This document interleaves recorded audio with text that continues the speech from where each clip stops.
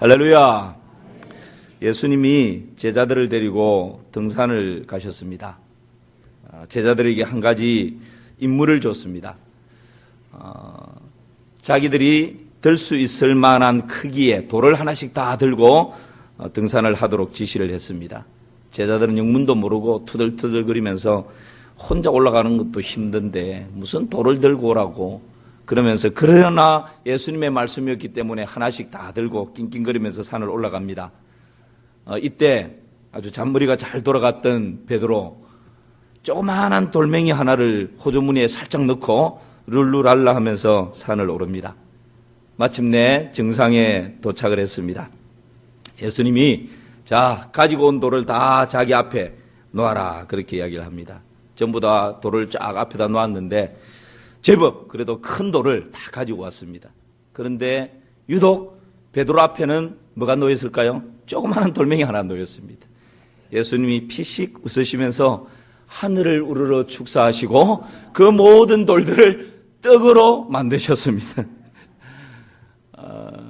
그리고는 한마디 더 하십니다. 자기 떡만 먹도록. 베드로는 어떻게 됐을까요? 목사님, 그게 성경 무슨 복음 쓰여 있습니까? 또 이러시는 분이 계십니다. 이것은 내가 복음에 있습니다. 여러분, 오늘 예수님이 제자들 중에 베드로와 야고보와 요한 이 세 제자를 데리시고 변화산에 올라가십니다. 사실 변화산은 나중에 그냥 지어진 이름이고 이스라엘 백성들은 이 변화산을 다볼산이다, 그렇게 이야기합니다. 혹 성지순례를 가신 분들은 다볼산이라고 조금 멀리서 바라보면 정말 그렇게 높지 않습니다. 정말 탐스럽게 생긴 아주 아름다운 산이 있습니다. 그 다볼산에, 변화산에 세 명의 제자를 데리고 예수님이 올라가십니다. 오늘 우리가 그 본문을 읽었는데 왜 예수님이 이 제자들을 데리고 그 변화산에 올라가셨을까? 그리고 그 변화산에서는 도대체 무슨 일이 일어났을까? 그리고 그 일을 통해서 예수님께서 우리에게 주시는 교훈은 무엇일까? 이런 세 가지 관점에서 본문을 좀 같이 살펴보도록 하겠습니다. 먼저 예수님이 세 명의 이 제자들을 데리고 변화산에 올라가셨는데 왜 올라가셨을까요? 뭐 소풍을 가신 겁니까? 그렇지 않으면 건강 때문에 등산하신 걸까요? 오늘 마가복음에서는 그 목적이 나와 있지 않습니다. 그런데 같은 내용을 다루고 있는 누가복음 9장에 보면 무엇 때문에 변화산에 제자들을 데리고 가셨는지 분명한 목적을 말씀하고 있습니다. 그게 뭘까요? 같이 한번 보실까요? 누가복음 9장 28절 함께 읽습니다. 이 말씀을 하신 후 8일쯤 되어 예수께서 베드로와 요한과 야고보를 데리고 기도하시러 산에 올라가사. 예수님이 지금 제자들 데리고 산에 올라가시는데 뭐하러 가셨다고요? 기도하시러. 분명한 목적이 있었습니다. 기도하시러 산에 올라가셨어요. 그런데 여러분, 우리가 이 본문을 접할 때 좀 당황스러울 때가 있습니다. 뭐냐면 기도하시러 산에 가시면 예수님의 제자들이 몇 명이었죠? 12명. 12명 제자들을 좀 다 데리고 가시든지, 그 중에서 몇 명만 데려가요? 3명. 베드로, 야고보, 요한. 이걸 보면서 예수님도 편애하시나? 제자들 12명 중에서 왜 3명만 딱 데리고 가지? 나중에 이 3명이요, 예수님 십자가 사역을 앞두고 겟세마네 동산에 기도하러 가실 때도 예수님이 요 딱 3명만 데려가시거든요. 우리가 예수님도 좀 편애하시는 것 같고, 이 3명을 12명 중에서도 더 아끼는 것 같고, 뭔가 이렇게 수제자 그룹처럼 그렇게 핵심 멤버로 그렇게 만들어 가시는 것 같은 그런 느낌이 들어요. 그런데 여러분, 좀 더 자세히 이 세 제자들의 성격을 들여다보면 꼭 그렇지만 않습니다. 오히려 이 제자들 중에 이 3명은 더 변화가 필요했던 제자들이었고, 더 세속에 물들어 있었던 제자들이었고, 더 사고뭉치였다는 거예요. 우리가 베드로를 보면 알지만 베드로는 이것저것 먼저 앞서는 바람에 그냥 사고치는 게 일수였습니다. 그리고 야고보와 요한은 예수님을 이용해서 한자리 하려고 그 욕심에 꽉 차 있는 사람들이었어요. 그래서 그 어머니까지 동원해서 한 자리 하는 데에 어머니까지 동원할 정도로 그런 야망이 있고 욕심이 있었던 그런 사람들이 이 야고보와 요한이었습니다. 이것을 보면 지금 이 세 사람은 예수님이 편애하는 것이 아니라 다른 제자들보다 더 변화가 필요한 제자들이었고 특별 관리를 해야 될 제자들이었고 더 훈련이 필요한 제자들이었고 뭔가 가 외의 수업을 더 받아야 할 그런 제자들이었다라는 것을 우리가 보게 되는 것이죠. 이 제자들이요, 영성도 그랬습니다. 우리 마가복음에 나오지 않는데 누가복음에 보면 이 변화산에 올라가서 지금 예수님이 기도하시는 가운데 막 나중에 좀 살펴보겠지만 놀라운 변행의 모습으로 나타나는데 이 세 명은 뭐하고 있었을까요? 졸고 있었어요. 지금 졸고 계신 분 잠을 깨시고 그런 가운데 이 세 명의 제자들이 졸고 있었다니까는요. 그만큼 영적으로도 그러니까 뭐 출세할 거 생각하고 있으니까 무슨 영성이 깨어 있겠어요. 여러분 동일하게요. 겟세마네 동산에도 이 세 제자들 데려갔는데 예수님이 3번씩이나 와서 볼 때 세 제자들은 뭐하고 있었다고요? 졸고 있는 거예요. 그랬기에 예수님이 이 세 명을 특별히 불러서 더 영적인 훈련을 시키고 기도 훈련을 시키고 예수님과 가까이 있으면서 더 변화되어야 될 그런 제자였다라는 것 우리가 보게 됩니다. 자, 그러면 이 제자들을 데리고 예수님이 변화산에 지금 올라가셨는데 이 변화산에서 도대체 무슨 일이 일어난 것일까요? 뭐 우리가 어렴풋이 다 알고 있지만 그러나 다시 한번 살펴봅시다. 3절 말씀. 마가복음 9장 3절 시작. 그 옷이 광채가 나며 세상에서 빨래하는 자가 그렇게 희게 할 수 없을 만큼 매우 휘어졌더라. 변화산에서 일어난 놀라운 일 한 가지이지만 조금 이것을 나누면 두 가지로 생각할 수 있습니다. 하나는 예수님 자신이 변형되신 거예요. 그러니까 2절에 보면 2절 말미에 보면 예수님이 기도하시는데 예수님이 변형되사 그렇게 말씀하셔요. 그러면서 오늘 3절에서 좀 설명을 더 붙이는데 그 옷이 뭐가 났다고요? 광채가 나고 조명빨 받은 것도 아닌데 그리고 빨래하는 자가 그렇게 희게 할 수 없을 만큼 매우 어떻게 됐다고요? 휘어졌다. 요즘 나오는 뭐 강력 세제가 있었던 것도 아니에요. 좋은 세탁기가 있은 것도 아니에요. 그런데 지금 예수님이 입으신 그 옷이 막 광채가 나면서 이 세상에서 그 어떤 것도 이처럼 희게 보일 수 없을 정도로 아주 희게 되어졌다는 거예요. 여러분, 이 2절 말미에 나오는 예수님이 변형되사라고 하는 이 말씀은 원어를 보면 수동태로 되어 있습니다. 그러니까 예수님이 기도하시면서 내가 그냥 변형되어야지 예수님이 스스로 변화된 것이 아니라는 거예요. 하나님께서 예수님을 변형시키셨다. 그래서 지금 그 변형의 구체적인 모습이 그 옷에 광채가 나고 아주 매우 희게 되어지는 그런 모습으로 이렇게 사람들의 눈에 보이고 있는데 이것을 보면 우리가 예수님이 변화산에서 변형되셨는데 예수님의 옷이 변형되었구나. 옷이 광채가 나고 매우 휘어졌구나. 그렇게 생각할 수 있습니다. 그러니까 예수님의 외적인 모습이 변화되었다. 그렇게 생각할 수 있어요. 그런데 이 원어에 보면 수동태이면서 변형대사라고 하는 이 의미는 외적인 변화가 아니에요. 그러니까 이 마이크에 무슨 수건을 하나 살짝 덮어놨다. 이런 의미가 아니에요. 본질적인 변화를 말하는 것입니다. 그러니까 물이 수증기가 되고 구름이 되었다. 이건 본질적인 변화가 아니죠. 본질은 그대로 있어요. 그런데 지금 예수님이 변형대사라고 하는 이 말씀은 물이 포도주가 되는 것과 같은 이런 변화를 말씀하시는 거죠. 여러분, 우리 예수님이 어떤 분이십니까? 예수님은 본래 예수님의 본질이 본체가 하나님이셨어요. 하나님이신 그분이 스스로 종의 형체를 입고 이 땅에 사람으로 오셨어요. 그래서 사람이 육신의 몸을 입고 당할 수 있는 슬픔도 괴로움도 굶주림도 피곤함도 모두 다 경험하셨어요. 육신을 가지고 있기 때문에 시간과 공간의 제약을 예수님 스스로 당하셨어요. 이것은 예수님이 스스로 인성을 취하셨기 때문에 나타난 모습들이었습니다.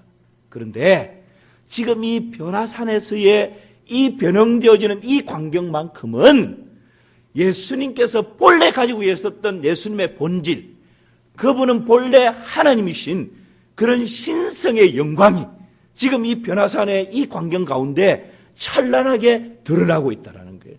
이것이 변형대사라고 하는 이 말씀의 의미입니다. 사랑하는 성도 여러분, 지금 우리 예수님은 이 변화산에서 예수님의 그 신적인 영광을 아름답게 드러낼 뿐만 아니라 예수님 자신이 누구인지를 밝혀 보여주고 있는 것이죠. 예수님은 구원자이실 뿐만 아니라 하나님이시다라는 것, 하나님의 아들로 이 땅 가운데 오신 분이다라는 것을 말씀하고 있습니다. 또 하나 이 변화산에서 예수님이 이렇게 변형되시는 것뿐만 아니라 또 한 장면이 연출되는데 그게 뭐죠? 네, 그런 게 있습니다. 우리 4절 말씀 같이 한번 보실까요? 시작. 이에 엘리야가 모세와 함께 그들에게 나타나 예수와 더불어 말하거늘. 지금 이 변화산에서 예수님이 그렇게 변형되었을 뿐만 아니라 두 사람이 또 등장하네요. 누구예요? 모세고 또 한 사람은 엘리야. 이 두 사람이 예수님과 함께 뭐하고 있다고요? 더불어 말씀하고 있다. 대화를 나누시는 거예요. 이게 지금 천상의 장면이 연출되고 있는 거죠. 우리도 천국 가면 여러분 만나고 싶은 사람 있잖아요. 그 사람들 다 만날 것입니다. 만나서 오손도손 얘기 나눌 것입니다. 지금 이 천상의 모습이 나타나고 있는데, 그런데 우리 질문을 할 수 있습니다. 그런데 왜 하필이면 모세와 엘리야인가? 나는 다윗을 좋아하는데 다윗이 등장하면 안 됩니까? 나는 여자니까 에스더나 드보라를 좋아하는데 왜 여성은 없고 남자만 이렇게 오게 해가지고, 여성 중에 그 에스더나 드보라가 여기 등장해서 예수님과 대화 나누면 안 됩니까? 구약에, 성경에 믿음의 영웅들이 얼마나 많은데 왜 하필 이 변화산에 이 영광스러운 광경 가운데 꼭 모세, 엘리야여야 한 것입니까? 여러분, 모세는 율법을 대표하는 사람이었습니다. 요한복음 1장 17절에 보면 이런 말씀이 있죠. 율법은 누구로 말미암아 주신 것이라고요? 모세로 말미암아. 모세로 말미암아 주신 것이다. 모세로부터 율법이 나왔다는 거죠. 그래서 모세는 이 율법을 대표하는 사람이었습니다. 자, 그렇다면 이 율법이 하는, 모세로부터 나온 이 율법이 하는 기능이 뭔가? 갈라디아서 3장 24절 보시기 바랍니다. 우리 함께 읽읍시다. 율법이 우리를 그리스도께로 인도하는 초등교사가 되어. 이 율법이 하는 기능이 있는데 이것은 누구에게로 인도하는 초등교사라고요? 그리스도께. 다른 말로 하면 이런 거예요. 율법은 나로 하여금 내가 죄인 중에 괴수구나. 그리고 이거 깨닫게 하는 거예요. 그리고 율법은 나로 하여금 내가 이 죄를 가지고는 사망, 죄의 대가인 사망을 당할 수밖에 없는 존재고 지옥 형벌 받을 수밖에 없는 존재구나. 이거 깨닫게 하는 게 율법이라는 거예요. 그리고 이 율법은 그러면 오라 나는 공고한 사람이로다. 누가 이 사망의 몸에서 나를 건져내랴. 이 탄식을 하게 만드는 것이 율법의 기능이라는 거예요. 이 죄를 깨닫고 사망이라는 것을 깨닫고 이 탄식을 가지고 누구 앞에까지 오게 한다고요? 그리스도 앞에까지. 그리스도 발 앞에까지 딱 도달하게 하는 것이 율법의 기능이라는 거예요. 자, 그러면 우리 주 예수 그리스도는 그 마음을 가지고 그리스도 발 앞에까지 딱 온 이 사람들에게 뭐라 말씀하십니까? 수고하고 무거운 짐진 자들아 다 내게로 오라. 내가 너희를 쉬게 하리라.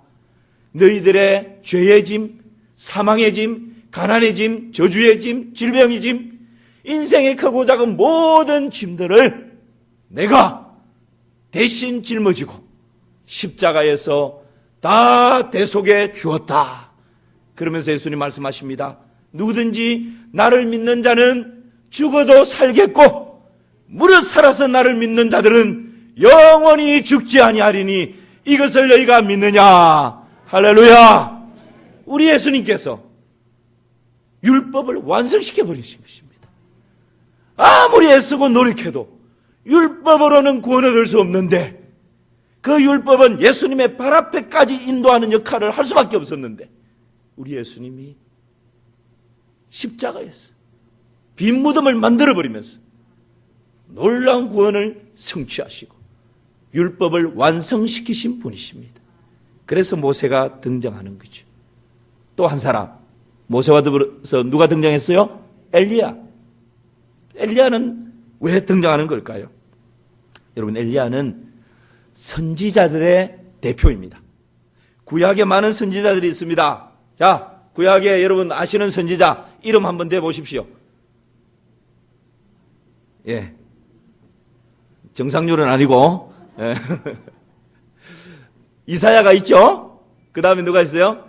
예레미야도 있죠? 그 다음에 누가 있어요? 지금 순서대로 나가고 있잖아요. 이사야, 예레미야, 그 다음에 에스겔도 있죠? 여러분 잘 아시는 다니엘도 있고, 호세아도 있고, 요나도 있고, 하박국도 있고, 호박국 이러지 마시고 많이 있습니다. 그런데 그 많은 선지자들 중에 엘리야가 등장하는 것은 이 선지자들의 대표격이 바로 엘리야였기 때문에 그렇습니다. 그래서 말라기에서 보면 마지막 심판의 때가 이르기 전에 엘리야를 보내겠다. 그 말은 엘리야가 선지자들의 대표이기 때문에 엘리야를 언급하는 거예요. 여러분, 이 엘리야가 이 변화산에서 등장을 합니다. 구약에 엘리야를 비롯해서 모든 선지자들이 예언을 하게 되는데 그 예언의 최종 목적지는 누구였습니까? 예수 그리스도셔요. 메시아였습니다. 여러분, 구약에 중세에 어느 성당에 이렇게 가면 큰 벽화가 그려져 있는데 그 벽화에는 구약의 많은 선지자들이 등장한답니다. 그 선지자들이 손을 이렇게 가르치면서 전부 다 한 곳을 쫙 주시를 하고 있대요. 그 한 곳을 주시하는 그 지점에 딱 보니까 예수님이 다 계신 거예요. 무슨 말씀입니까? 구약의 이사야를 비롯해서 모든 선지자들이 예언 활동을 했는데 그 예언의 최종 목적지는 오실 메시아, 즉 우리 주 예수 그리스도, 그분을 바라보면서 그분을 예언을 했다라는 거죠. 여러분, 우리 예수님 어떤 분이십니까? 율법의 완성자이실 뿐만 아니라 예언의 성취자가 되시는 줄 믿습니다. 우리 예수님은요, 구약의 예언대로 오셨어요. 예언대로 고난 받으셨어요. 예언대로 십자가에서 죽으셨어요. 예언대로 3일 만에 다시 살아나셨어요. 예언대로 다시 승천하셨습니다. 그리고 예언대로 때가 되매 이 땅에 재림하실 줄을 믿습니다. 그러므로 우리 예수님은 예언의 성취자가 되시는 것입니다. 왜? 이 영광스러운 장면, 이 변화산에 모세가 등장하고 엘리야가 등장하는 것입니까? 다른 영웅들이 너무 많은데 바로 이런 관점에서 우리 예수님은 율법의 완성자이시고 우리 예수님은 예언의 성취자이시기 때문에 그 율법의 대표라고 할 수 있는, 선지자들의 대표라고 할 수 있는 모세와 엘리야 두 사람이 변화산에서 예수님과 대화를 나누고 있는 것이죠. 여러분, 자, 그렇다면 이 변화산에서 일어난 이 일이 오늘날 살아가는 우리에게 어떤 교훈을 주는 것일까요? 자, 마가복음 9장 5절 말씀을 같이 한번 봅시다. 9장 5절 함께 읽습니다. 베드로가 예수께 구하되 랍비여, 우리가 여기 있는 것이 좋사오니 우리가 초막 셋을 짓되 하나는 주를 위하여, 하나는 모세를 위하여, 하나는 엘리야를 위하여 하사이다 하니. 이 지금 베드로가 이 말을 하는 게요, 사실은 이 누가복음이나 다른 같은 내용을 다루는 데 보면 졸다가 얼떨결에 일어나가지고 지금 정신없는 가운데 지금 이 말을 하는 거예요. 여기 있는 것이 랍비여, 여기 있는 것이 좋사오니 우리가 뭘 짓는다고요? 초막. 유대인들은 손님들이 오면 그 손님을 위해서 초막을 만들어서 임시 거하도록 좀 사는 사람들은 그렇게 했답니다. 지금 이제 그런 배경을 가지고 이 졸다가 일어나 보니까 지금 예수님과 이 모세 엘리야가 지금 이 놀라운 천상의 모습이 이게 그려지고 있으니까 여기가 좋사오니 여기 초막 새 지어가지고 그냥 우리 여기 삽시다. 지금 이 얘기예요. 여러분, 이 지금 황홀경이죠, 황홀경. 하나님의 나라가 지금 이 변화산 위에 임한 거 아닙니까? 하나님 나라를 경험하니까 저 산 밑에 내려가기 싫은 거예요. 영적 싸움이 치열한 그 동네 가기 싫은 거예요. 하나님 나라 경험하니까 직장 때려치우고 그냥 이 하나님 나라 이 경험하면서 이 좋은 곳에서 그냥 낙원을 누리며 살고 싶은 거예요. 하나님 나라 경험하니까 폭염이 계속되어지는 저 생업의 현장 가운데 가서 땀 뻘뻘 흘리면서 아이고 그렇게 그런 삶 귀찮은 거예요. 여기가 좋사오니 여기 초막새 찍고 그냥 눌러 앉읍시다. 지금 베드로 이런 말이에요. 여러분, 이걸 한마디로 딱 말하면 이보다 더 좋을 순 없다, 이 말입니다.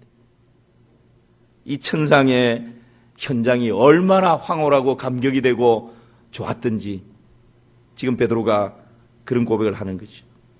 미국 사람들은요, 스포츠 중에서 미식축구, 미식축구 아시죠?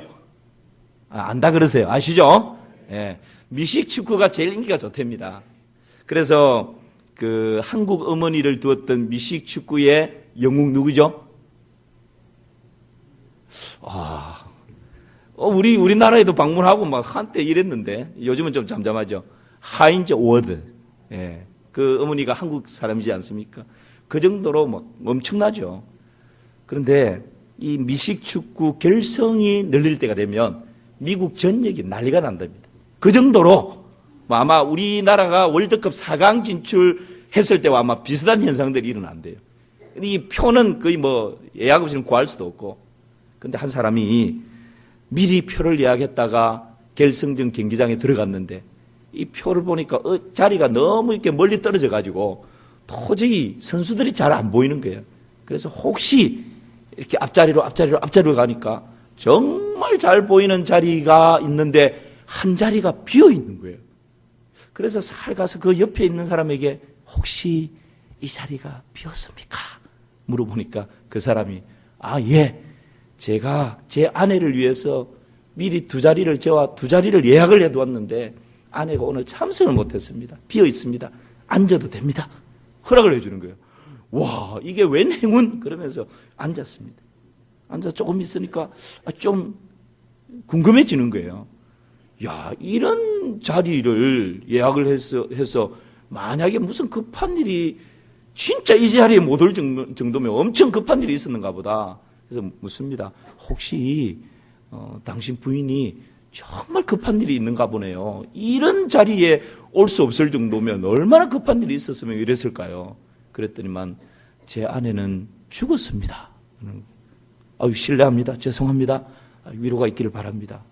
그리고 그냥 조용히 앉았습니다. 또 궁금해지는 거예요.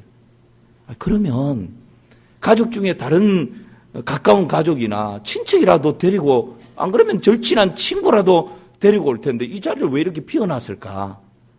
그래서 다시 그 사람에게 물어봤대요. 그 가족 중에서나 이렇게 가까운 친척이라도 이 자리에 초청하지 않고 왜 자리를 이렇게 비워놓으셨습니까? 그랬더니만 그 사람이 가까운 가족과 모든 친척들은 지금 제 아내 장례식에 참석하고 있습니다. 여러분, 이 미식축구 구경하는 것이 얼마나 좋았으면 지금 그 아내 장례식을 치르고 있는데 자기는 어디에 와 있다는 거예요? 이 자리에 와가지고 그 황홀경 가운데 빠져 있다는 거예요. 말도 안 되는 이야기지만 여러분, 지금 이 사람과 어쩌면 베드로의 마음과 뭔가 통하고 있지 않은가. 지금 여기가 그 정도로 그냥 좋으니까 이 변화산에서 내려가기 싫은 거죠. 여기 머물고 싶은 거죠.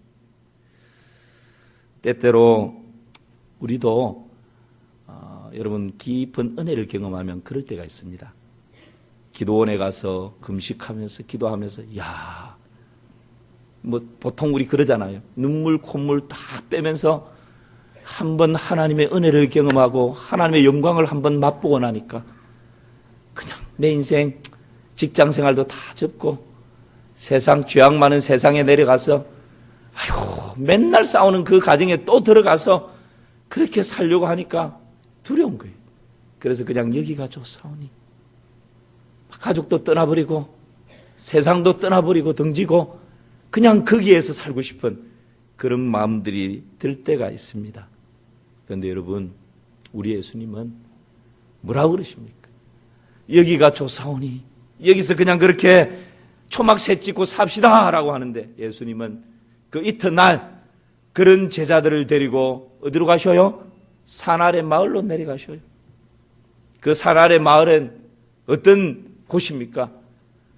귀신 들린 사람들이 소리를 지르고 영적 싸움이 치열하게 일어나는 곳, 가난과 저주와 질병으로 말미암아 신음하는 사람들이 이곳저곳에서 그 신음의 소리가 들려오는 곳, 돈 때문에, 자녀들 때문에, 직장 때문에, 취업 때문에, 결혼 때문에 이런저런 일들로 염려하고 걱정하고 근심하고 잠을 이루지 못하고 뒤척거리는 그런 치열한 영적 싸움이 벌어지고 있는 삶의 현장으로 예수님이 데리고 오시는 거예요. 여러분, 그렇다면 산 위에서의 이 변화산에서의 이 하나님의 나라의 이 영광을 왜 예수님이 지금 이 제자들에게 경험하게 하시는 걸까요? 그것은 산에 오르는 이유는 내려오기 위해서다라는 말이 있는 것처럼, 예수님이 제자들을 데리고 산에 올라가신 이유는 거기에 하나님 나라의 영광 가운데 그냥 주저앉기 위해서가 아니라 그 하나님 나라의 영광을 경험하고 하나님 나라의 영광을 경험한 그 힘을 가지고 영적 싸움이 치열한 피투성이가 되는 산 아래 마을의 현장 가운데서 넉넉히 승리하며 이겨내라고 그렇게 그 경험을 하게 하시는 것이죠. 때때로 부부가 살다 보면 큰 어려움을 만날 때가 있습니다. 여러분, 그 어려움을 만날 때 극복하는 비결이 뭡니까? 어떤 남편은 그런 말을 합니다. 나는 결혼생활 가운데 어려움을 만나면 나에게는 유일한 나만의 극복 비결이 있다. 그것을 공개하는데요. 지갑 속에서, 일단 지갑 속에서 아내의 사진을 다 끄집어낸답니다. 그리고 그 사진을 딱 들여다보면서 곰곰이 생각합니다. 내가 이 여자하고도 지금까지 살았는데 세상에 내가 무슨 일을 못해. 그러면서 두 주먹 불끈 쥐고 일어난다는 거예요. 아내도 위기를 만나면 극복하는 방법이 있답니다. 역시 남편의 사진을 물끄러미 바라보면서 내가 이 남자 만나서 이 남자도 사람 만들었는데 내가 무슨 짓을 못해. 그러면서 다시 끙 하고 일어난다는 거예요. 여러분, 이것은 좀 부정적인 측면이지만 우리가 어떤 일을 만나서 힘겨울 때, 넘어지고 쓰러질 때 다시 일어날 수 있는 힘이 어디에 있습니까? 좋은 추억을 가지고 있을 때. 부부도 마찬가지고 쏙 썩이는 자녀를 바라볼 때도 마찬가지입니다. 쏙 썩이는 자녀 바라보면서 어쩌다가 저런 놈이 내 뱃속에서 태어났는지 도저히 이해할 수 없다. 그럴 때가 있죠. 그러나 그 아이가 태어나서 피투성이의 모습으로 내 품에 안겼을 때 그때 그 감격을 떠올리면 그래, 내 자식 언젠가는 좋아질 거야. 그러면서 이를 악물고 인내할 수 있고 기다려줄 수 있는 거죠. 이런 것이죠. 여러분, 우리가 신앙생활 하면서도 때로는 낙심이 밀려오고 때로는 하나님 살아계신 거 맞나 의심이 들 때도 있고 때로는 나에게 주어져 있는 인생의 짐이 너무 무거워서 힘겹게 넘어지고 쓰러질 때도 있어요. 그럴 때라면 여러분, 내 인생의 굽이 가운데 감추어 두신 하나님의 영광을 만나게 되고 하나님과 만났던 그 첫사랑을 기억하면서 다시금 일어날 수 있는 힘을 가지게 되는 것이죠. 여러분, 이것 때문에 우리 예수님께서 이 변화산의 영광을 보여주고 계십니다. 여러분, 이 변화산의 영광을 보여주기 전에 어떤 일들이 있었는지 아십니까? 6일, 8일이라고 조금 달리 표현을 하고 있는데 그 전에 빌립보 가이사랴에서 너희들은 나를 누구라 하느냐? 그때 베드로가 주는 그리스도시요 살아계신 하나님의 아들입니다 라고 고백할 때 예수님이 뭐라고 말씀하십니까? 비로소 예수님의 죽으실 것과 부활하실 것을 말씀하셔요. 그리고 누구든지 나를 따르거든 어떻게 하라고요? 자기를 부인하고 자기 뭘 지고? 십자가 지고. 지금 그 뒤에 6일에서 8일 뒤에 지금 이 장면이 펼쳐지는 거예요. 그러면서 우리 예수님이 오늘 9장 1절에 보면 이런 말씀을 하십니다. 그럼 보시기 바랍니다. 9장 1절. 또 그들에게 이르시되 내가 진실로 너희에게 이르노니 여기 서 있는 사람 중에는, 그러니까 주는 그리스도시요 살아계신 하나님의 아들입니다 라고 이야기하고 나를 따르는 자는 자기 부인하고 자기 십자가를 지고 따라야 된다라고 이야기를 한 다음에 예수님이 여기 서 있는 사람 중에 제자들을 보고 말하죠. 죽기 전에 하나님의 나라가 권능으로 임하는 것을 볼 자들도 있다. 하나님 나라가 권능으로 임하는 것은 뭡니까? 예수님이 재림하셔서 영광 가운데 이제 하나님 나라가 온전히 임하는 그걸 말하는 거지 않습니까? 그런데 하나님 나라가 권능으로 임하는 것을 여기 서 있는 사람들 중에 볼 자들도 있다는 거예요. 그게 뭡니까? 바로 이 변화산에서 일어나는 이 사건, 이 영광을 두고 예수님이 그렇게 말씀하신 것이죠. 그래서 궁극적으로 우리가 누릴 하나님의 영광, 하나님 나라의 권능으로 임하는 그 영광, 천상에 형언할 수 없는 그 영광스러움, 이것을 변화산에서 그림자적으로 맛볼 수 있도록 십자가의 길을 걸어가야 되기 때문에, 고난의 길을 걸어가야 되기 때문에 그 십자가의 길 모퉁이에서 그 영광을 기억하면서 그 영광을 바라보면서 다시 힘내어 그 길 걸어가라고, 그 사명 감당하라고, 그렇게 여러분 이 중요한 시점에 변화산의 영광을 제자들에게 보여주신 것입니다. 이 삶을 가장 잘 살아냈던 사람이 있습니다.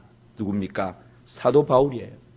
사도 바울은 주의 복음을 전하다가 십자가의 길을 가고 순교자의 삶을 살아내면서 수없이 많은 고난을 당합니다. 매를 수없이 많이 맞고 옥에 갇혀서 생활하는 시간들이 수없이 많았고, 강의 위험과 동족의 위험과 이방인의 위험과 시내의 위험과 광야의 위험과 바다의 위험과 억울하게 하는 거짓 형제들의 위험을 다 당하고, 누구보다도 더 많이 수고하고 애쓰고 많이 자지 못하고 굶주리고 목마르고 헐벗고 이런 고난을 내가 너무너무 많이 당했다, 그렇게 고백합니다. 여러분, 그럼에도 불구하고 이 십자가의 길, 복음의 길, 고난의 길, 사도 바울이 묵묵히 걸어갈 수 있었던 비결이 어디에 있었습니까? 다메섹에서 십자가를 경험했거든요. 그 다메섹에서 하나님의 영광을 보았거든요. 눈이 멀어질 정도로 그 영광 가운데 하나님을 만났거든요. 그 힘이 사도 바울 인생 가운데 이 길을 끝까지 걸어갈 수 있도록. 그러면서요, 고린도후서 12장에서는 내가 셋째 하늘도 오르락 내리락 했다. 하늘나라를 경험한 것입니다. 하늘나라를 본 것입니다. 그러면서 사도 바울이 뭘 어떻게 고백합니까? 그래서 나는 차라리 진짜 네가 원하는 게 뭐냐라고 묻는다면 이 육체를 하루라도 빨리 벗어나서 그 영광스러운 하나님 나라에 가서 하나님과 영광 가운데 사는 것이 진짜 내가 소원하는 바다. 그러나 내가 육체를 입고 오늘도 호흡하며 이 땅 가운데 살아가고 있는 단 한 가지 이유가 있다면 주님의 복음 때문에, 이 사명 감당하는 것 때문에 내가 지금도 이 길을 걸어가고 있다라고 그렇게 고백하고 있는 것입니다. 사랑하는 성도 여러분, 그러면서 로마서 8장 18절에는 사도 바울이 이렇게 고백하죠. 우리 같이 한번 읽어봅시다. 시작. 생각컨대 현재의 고난은 장차 우리에게 나타날 영광과 비교할 수 없도다. 할렐루야. 생각컨대 현재 내가 당하는 이 고난은 장차 우리에게 나타날 영광과, 이전 성경에서는 더 마음에 와닿습니다. 장차 우리에게 나타날 영광과 어떻게 해요? 좋게 비교할 수 없다. 여러분, 돈 때문에 고난의 길을 가고 있습니까? 자녀 때문에 고난의 길입니까? 건강 때문에 고난의 길입니까?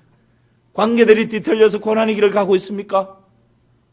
어떤 영역이든지 현재 우리가 당하는 이 고난, 이 길을 믿음으로 묵묵히 걸어갈 수 있는 힘이 있다면 이 고난의 길을 걸어가는 구비 가운데 하나님께서 이 영광스러운 변화산의 모습을 우리에게 보여주시기 때문인 줄 믿습니다. 궁극적으로 이 십자가의 길 끝자락에 변화산에서 잠깐 맛보았던 영광스러운 하나님의 나라가 우리를 위하여 영원히 펼쳐지기 때문에 우리가 이 땅 가운데 살아가면서 현재 어떤 고난이 있다 할지라도 넉넉히 걸어갈 수 있는 줄 믿습니다. 이것 때문에 오늘 예수님이 변화산에서 이런 모습을 보여주신 것입니다. 그 영광을 바라보며 오늘도 십자가의 길을 걸어가고 순교자의 삶을 살아내는 주의 거룩한 신부가 되시기를 주님의 이름으로 축원합니다.